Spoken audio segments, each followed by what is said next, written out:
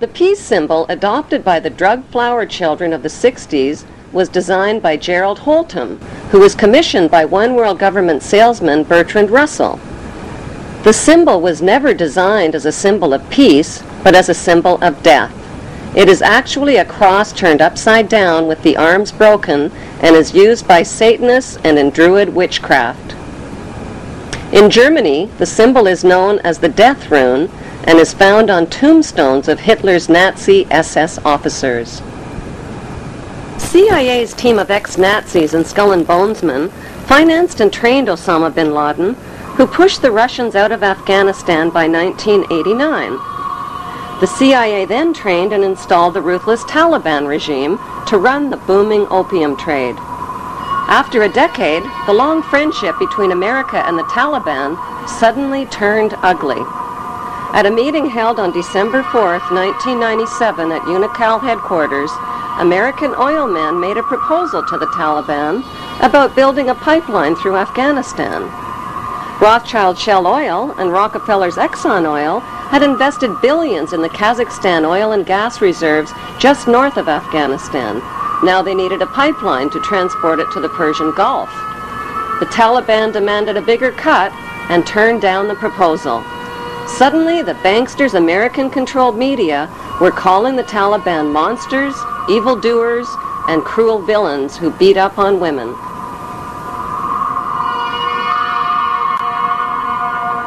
On July 4th, 1999, President Clinton froze the Taliban's U.S. assets and bank accounts and imposed trade sanctions on Afghanistan. By February 2001, the Taliban destroyed most of Afghanistan's opium crops. In May, Secretary of State Colin Powell announced a gift of 43 million U.S. taxpayers' dollars to the Taliban. He called it a reward to the Taliban for destroying the opium crops, but members of the new George W. Bush White House knew the Taliban would use the 43 million for more sinister purposes.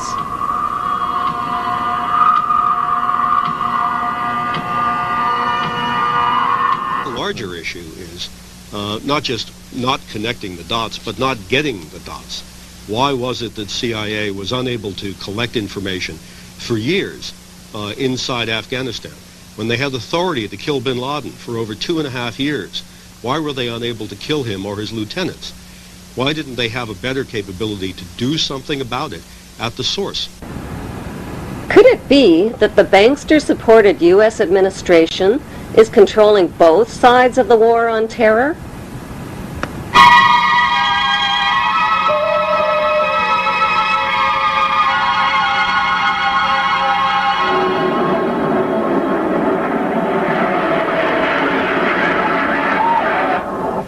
Before the first plane ever even hit the first tower on 9/11, a massive U.S., British, and NATO troop buildup was already organized and positioned for an attack on Israel's enemies, opium-rich Afghanistan and oil-rich Iraq. And there's an old poster out west, as I recall, that said, "Wanted, dead or alive."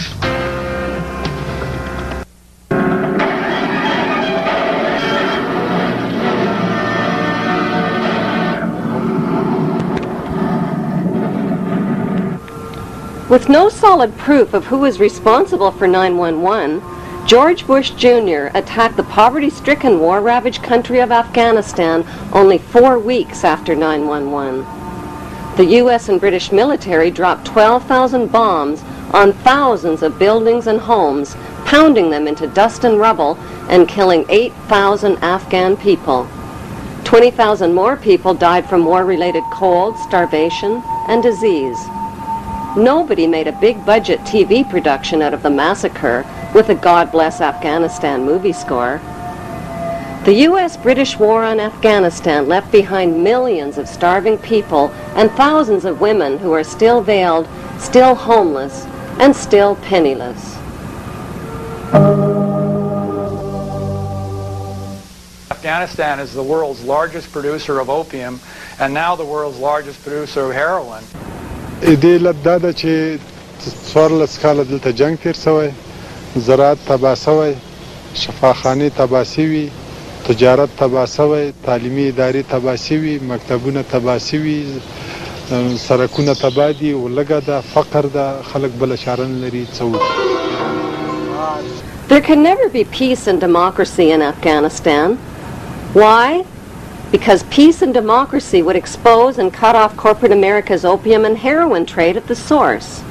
So what was the payoff for the U.S.-British war on Afghanistan? 1. The uncooperative Taliban warlords got kicked out and replaced by the cooperative Northern Alliance warlords. 2. Opium and heroin production and revenues skyrocketed. 3. Afghanistan got a new leader named Hamid Karzai, who just happens to be an ex-employee of Unocal Oil. 3. America got permission to build their oil and gas pipeline through Afghanistan. And 4. The Bush administration's favorite excuse for war, Osama bin Laden, was allowed to escape. America's second favorite excuse for war, Saddam Hussein, has always been America's patsy.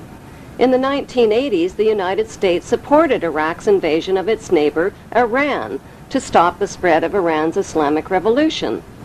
America played both sides of the Iran-Iraq war by supplying Saddam with chemical and biological weapons of mass destruction, and at the same time, America secretly sold weapons to Iran and illegally diverted the money to the Contra-revolutionaries in Central America.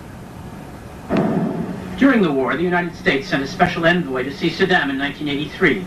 He was Donald Rumsfeld, now the U.S. Defense Secretary. The two men discussed how to reinforce Iraq against a common enemy. This was at a time when Iraq was using chemical weapons on Iranian troops. U.S. companies were supplying components with Washington's knowledge. By 1990, President George Bush Sr. tricked Iraq into another war with another oil-rich neighbor, Kuwait. How? By supplying Kuwait with horizontal drills that could reach beneath the border of Iraq and siphon oil from Iraq's oil fields.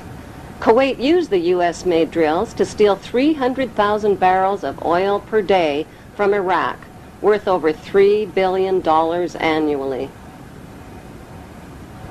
The fuse was lit, and Kuwait did nothing to put it out.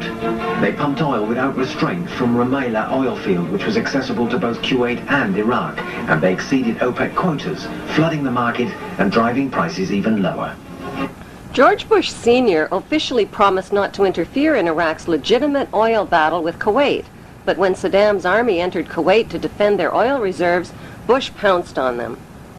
Our goal is not the conquest of Iraq. It is the liberation of Kuwait. America disposed of its toxic waste problem by building radioactive depleted uranium right into their bombs and dropping them on Iraq. Bush Sr. not only devastated and poisoned Iraq's water systems and infrastructure, he weakened the economies of both Kuwait and Iraq, collected giant profits from rationed Iraqi food for oil programs, and landed massive rebuilding contracts in Kuwait. Bush Sr. followed up the Gulf War with 10 long years of deadly trade sanctions that killed another 1.5 million Iraqi people, including 600,000 children, who were cut off from medical supplies. A bookstore in the United States today, you can find 50 books celebrating different aspects of the war and how grand it all was. And you only find one that points out that this was a war crime, that demonstrates the evidence that shows that we deliberately targeted civilians and killed more than 250,000 people in Iraq. You'll be fighting not to conquer anybody, but to liberate people. In March 2003, President George Bush Jr. launched the Second Gulf War.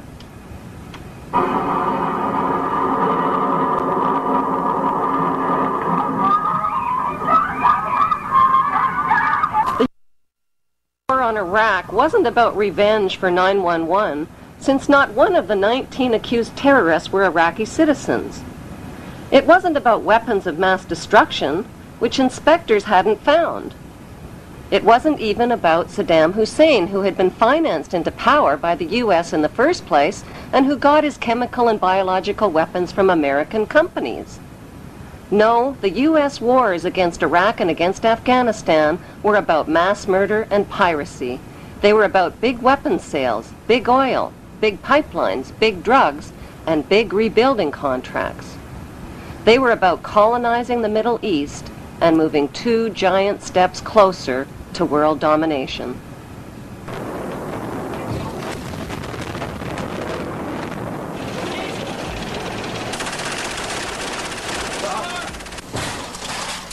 Come out! Come out! Come out! Come out!